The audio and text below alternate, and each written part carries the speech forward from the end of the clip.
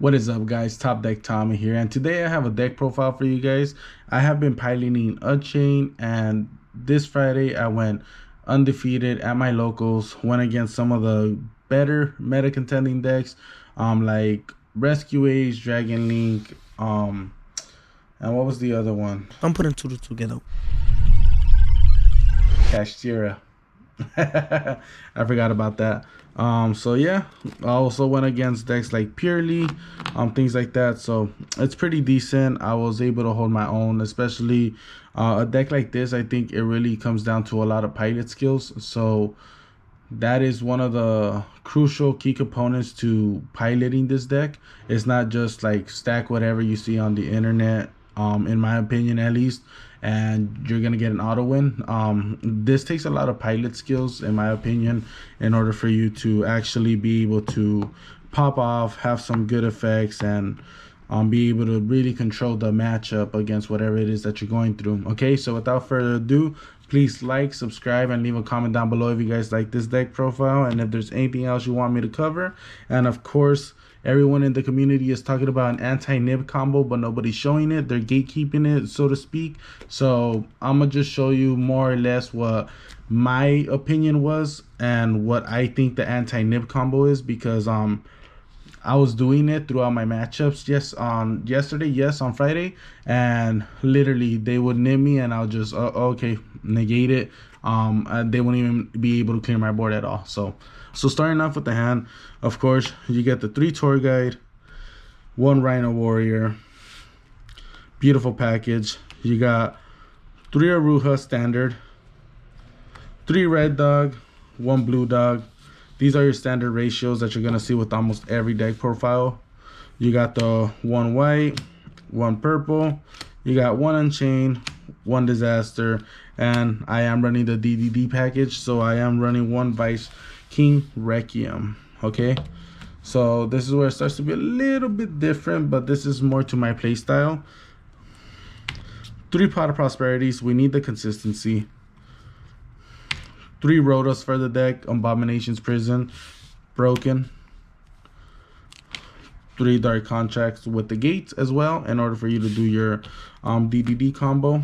It's good fodder as well, and good place to go ahead and negate anything that you want to bait out. And if they do, you could just keep playing, you know. Hopefully that's not your only starter in your hand. So this is where it goes different. I have a triple Chamber of the Unchained, and I have 2 Escaped. For my text, I do have 3 Ash, 3 Book, 3 Talents. Was what my MVP every single game was because of this game, with this card. I'm sorry. Every single game was because of this card. Triple Tactics Talent. Just, you know what? Boom, take control. It just cost a lot of people the game when I was going up against them.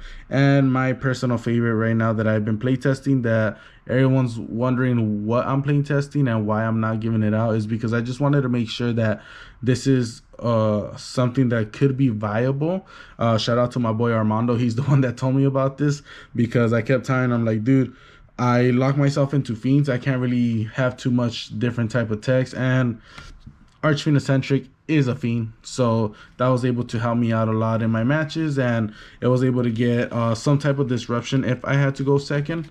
So it's good. If you guys aren't aware of it, on the pendulum effect, you could target 1 other spell or trap card on the field, destroy both it and this card once per turn, and as a monster normal summon, you contribute this card and target 1 monster on the field and destroy it. So it's good removal for either, if you don't have the tour guide as a normal summon and you're able to pop off, you could just have this and then just have a disruption. You could probably bait out any type of negates, but it's something that I kind of started messing with after my buddy told me, and like, it's been working really well. I catch people off guard all the time with it after they waste their negates, and you know, I'm able to play through everything and potentially most of the time, about 80% of the time, win the game. Okay, so for the extra deck, 2 Yamas, 1 Muckraker, 2 Blue Dog, 1 Red. I do go 1 Unicorn, 1 Abomination, one Griffin. We do run the Griffin, especially if I'm going blind first. I don't know what's going on, and I just want to secure my spot. Is Griffin, and for the most part, sometimes they beat over it. I'll be honest with you, it's nothing crazy. So, and I do have my one Axis Code Talker and my one Underworld Goddess of the Closed World for any cards that are untargetable by opponent's monster, card effects, things like that. I just try to put 4 bodies on board and just go into lean 5. For my Xyz package, I do run 1 King Darius, 1 Caesar, 1 Machinex, and 1 Zeus. Okay, everyone's well aware about these packages, so I'm not going to go right into them. I'm not going to explain too much, but this is my deck profile. These are my tech choices. What got me first place at my locals, and I've been playtesting it over and over again. It's very consistent, especially with the Pot of Prosperity up in there, so really helps out a lot. Okay, now for the side deck, I do run triple Nibiru, triple DD Crow. It's very crucial, especially for example in the mirror match. I do DD Crow Blue Dog, and it kind of crutches their thing, or I could just DD Crow their Yama, and it just helps a lot tremendously in the mirror match. The few mirror matches that I did have, this card just comes in clutch. And obviously for any other deck that they could either say, hey, banish this card from the graveyard, do this or that, or special summon, or add something to the hand. You know what, hits the grave, DD Crow, target that, just banish it. They're not even able to get that extender or that play off of that. Of course, I do one Harpies, 2 Lightning Storm, triple anti spell fragrance, and triple Karma Cannon. Shout out to Ricky for this playset, beautiful playset. But this is my deck profile, this is my text, this is what's been working for me. I know a lot of people are on that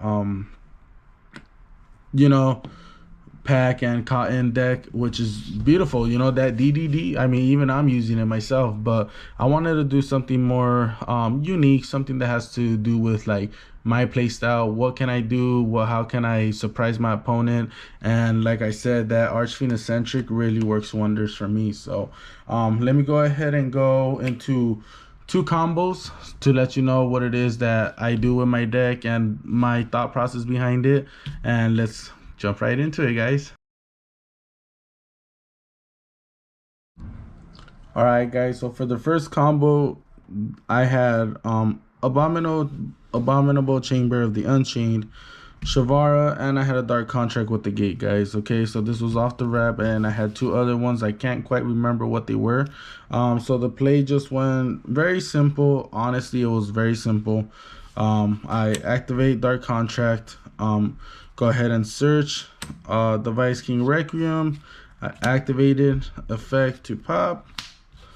Was able to summon them out the field, then overlay, then set 1, Shavara effect, special summon pop effect, would bring out the Shayama, overlay, going to King Caesar. Now, as soon as you have King Caesar on board, a lot of people don't understand that you could do this within the 5 summons. So even that this being the 5th summon, so you got 1, 2, 3, 4, 5th. They're just gonna activate Nib on you.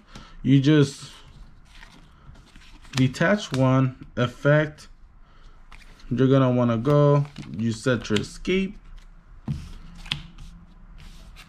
and whatever else you have to that are in your hand. I'm sorry, I don't know why I checked there were traps, but now you have an escape and you have 2 in hand. Whatever your follow-up was, if I'm not mistaken, I forgot what I had, but I was able to have 2 more, and then I just linked into Rage. So I had the Rage, Caesar, and the Machinex. So even this being your 5th summon, they nib, you just chain, negate that, dump out your Shavara, and you set down. So basically that's literally your anti-nib combo. I don't know why people gatekeep it. To me, it was kind of simple once I figured it out. It's nothing crazy, honestly. As long as you have this, that beats nib automatically. A lot of people say, oh, the way you beat nib is by playing around it. Yeah, I completely understand that you play around it, but I don't know. This is the real anti-nib. Playing around it is an anti-nib. It's actually just playing around it. So, and then let's move on to our second combo, guys. All right, guys. So the second combo, I went against the Cashtira matchup, and that was pretty hectic for me. It's actually one of my tougher matchups due to the interactions that we get. But it went a little something like this. I did remember what I had because I did record it, so I wanted to see where it is that I went wrong. But it looks like with minimum board, this one was high risk, high reward. I could say that. So let me just show you. Maybe it gives you guys some idea more or less. I did have one brick, which was the eccentric. This is essentially to go second, but talents just in case they asked or nib me or whatever the case is. If they nib me, I was just gonna look at their hand, see what they have, kind of rip something out, But it never happened. They had no interruption, so I was able to go off, which was decent for me, right? So we're gonna go set one. Shavara pop, effect Abomination's Prison. We were gonna special summon out the Shayama. Right after we special it out, we're gonna go ahead and link off into our Yama. So now we're gonna go chain link 1, chain link 2. We are gonna set the abominable chamber of the Unchained. I hate saying that, so I just say chamber. We are gonna set that, and that is gonna add us our abominable Unchained Soul. The reason why is because if a card gets destroyed by battle or card effect, you're able to trigger to special summon this out. So what I did was effect of Shayama, target to pop. So then I went chain link 1, chamber of the Unchained, chain link 2, summon him out, and then this got me my Sarama. Okay. And then after that happened, I was able to link off into our blue doggy. I did set 1, and after I set 1, what I did do was Sarama effect, set back the chamber, pop the Aruha. Now I know a lot of people do wait to use Yama on their opponent's board, but what I did do was chain link 1, chain link 2. So chain link 2 brought out the red dog, and Yama special summoned out my Aruha back out. So what I did after that was just a simple overlay into Caesar, and I overlaid this into Darius and Machinex. The reason why I did it into this is because once per chain, when they activate an effect, I'm able to detach 2, take one of the monsters, attach it, and I'm able to do it one more time along with 2 solemn warnings and 1 disruption link off, as well as having 2 in hand. This is live to just special summon this out, trigger it, detach discard 1, pop something non-targeting. So basically that won me game.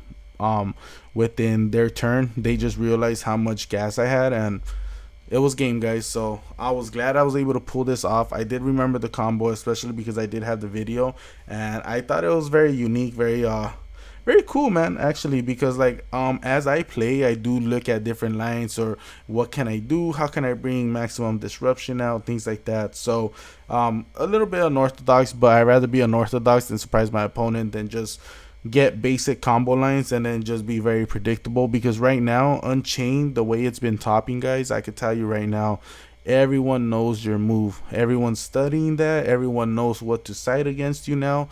So your moves are going to be very predictable. It's better for you to just do your thing naturally as it comes, vibe it out, see what you can do, what you can't do. Don't try to force a simple basic combo line and then get hit with either nib or I can't go my full combo. Sometimes it's good to go think outside the box, guys. And like I said, thinking outside the box got me first place at my locals this Friday, which I'm very proud of because I haven't topped in like forever at my locals, especially learning this new deck. So I was really proud of myself. It's a milestone, and I hope it helps somebody out there. Like I said, please like and subscribe. I know I've been out of the game for a minute. We just got a new house.